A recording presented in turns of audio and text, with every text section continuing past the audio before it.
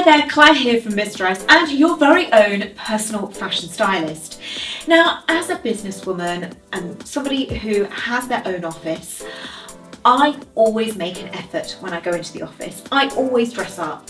Why? Because I know that it increases my productivity when I feel good and I've turned up as the best version of myself.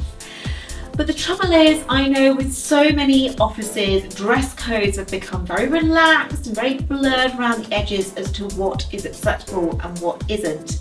And this has led to so many women looking quite unprofessional in their work capacity, whether they're a team leader or the boss themselves. So in this video, I want to share with you 5 tips to ensure that you're looking at the best dressed version of yourself and not unprofessional. So tip number 1, and this is a pretty obvious one, is it is incredibly unprofessional if you can't walk in your heels. It's such a dead giveaway and it makes you look really silly. So just ditch them. If you can't walk in heels, there are so many stylish flats out there that look great with dresses, skirts and trousers and maintain your professionalism. Now, my second tip applies to you if you work in a particularly corporate environment, and that is to not wear matching trouser suits. The reason being is because a matching trouser suit is a bit nondescript and can actually make you look more like the graduate or even the work intern trying to impress rather than the boss type woman that you are. So to get round this, make sure that you team different trousers with different type jackets. So it still could be a black trouser, but you team it together with an interesting textured black jacket. Or it could be that you do a different coloured pair of trousers with a black jacket or vice versa. The choice is yours. It's just avoiding that matchy-matchy syndrome that just feels a little bit outdated and consequently unprofessional. So tip number 3 is not to wear a backpack to work.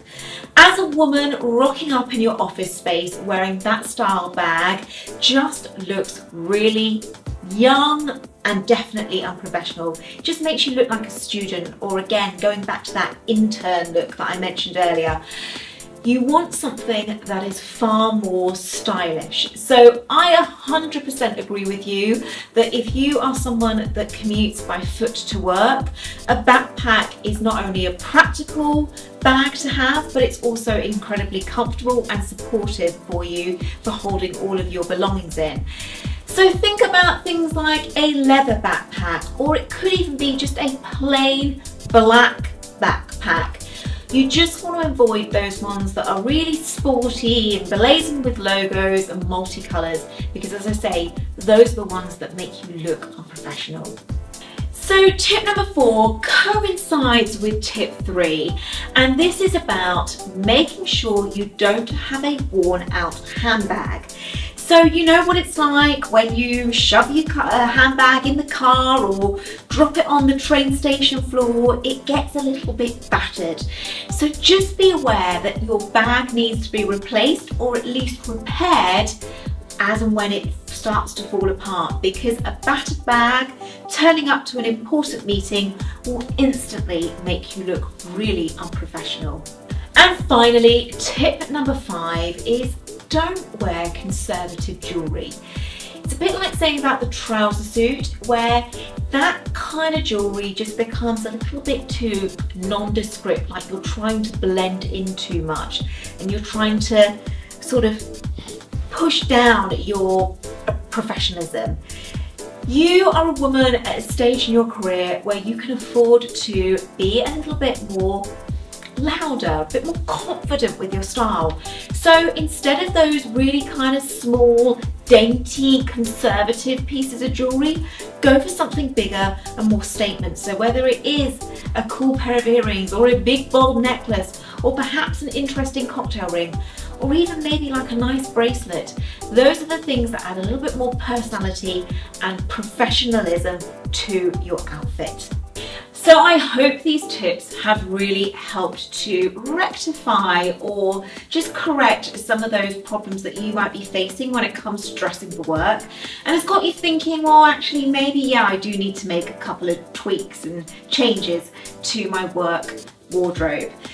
Now, as always, I hope this video has provided you with that inspiration. And don't forget, Miss Dress churns out videos every single week with more style advice to help you build a better wardrobe. So if you want to be the first to receive Miss Dress videos and don't want to miss a single one, make sure you hit that subscribe button down in the corner there, and I'll catch you in the next video very soon.